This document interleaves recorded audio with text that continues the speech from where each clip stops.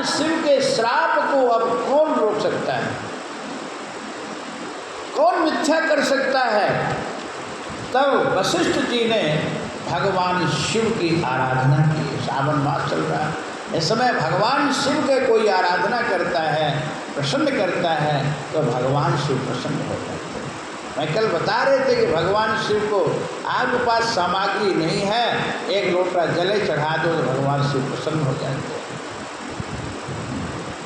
भगवान शिव को बिलपत्र चढ़ाओ, भगवान शिव को बिलपत्र बहुत बहुत बहुत जल्दी प्रसन्न होते, बहुत अच्छा लगता है। जितना भगवान विष्णु को तुलसी प्रिय है, उतना भगवान शिव को बिलपत्र प्रिय है। उसे कीर्तनती के रूप में आया भी है कि ये जब पार्वती जी जब सती थी और भगवान शिव सती को लेके जा रहे थे, तो सती का जो पसीना बहा वही से ये वृक्ष बिल्व वृक्ष बिलपत्र तैयार हुआ। और भगवान शिव कहे देवी ये बिलपत्र जो हमको कोई चढ़ाएगा 3 दल का, उसके ऊपर मैं बहुत प्रसन्न हूँ। भगवान शिव को बिलपत्र प्रिय है, भगवान शिव को धतूरा प्रिय है।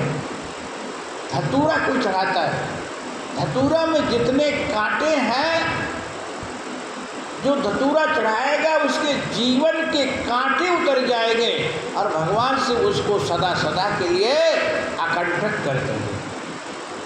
तो भगवान शिव को प्रसन्न करो, जल चढ़ाओ। भगवान शिव को जल क्यों चढ़ाते हैं? क्योंकि भागवत में आया है जब समुद्र मंथन हुआ, समुद्र मंथन से 14 रत्न पहले विष निकल गया।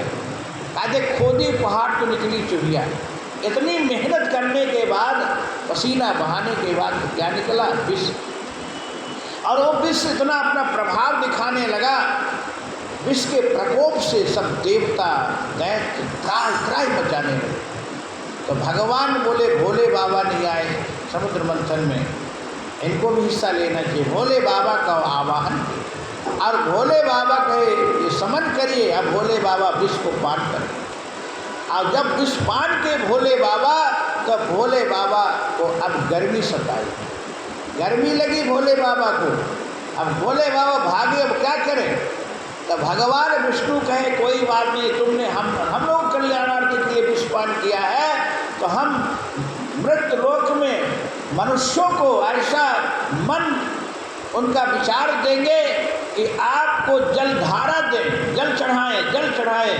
तो वही जलधारा आज कल भी हमारे यहाँ शिव मंदिर में कितने सहस्त्र जलधारा हुआ, पूजन हुआ। इसलिए सुबह शाम तक भगवान शिव को जलधारा देते रहते, गर्मी दूर हो, जल से भगवान शिव प्रसन्न होते हैं। आप जल अभिषेक कराओ, दुग्ध अभिषेक कराओ, आप शहद से स्नान कराओ, अभिषेक कराओ, तो अनंत फल भगवान शिव देते हैं।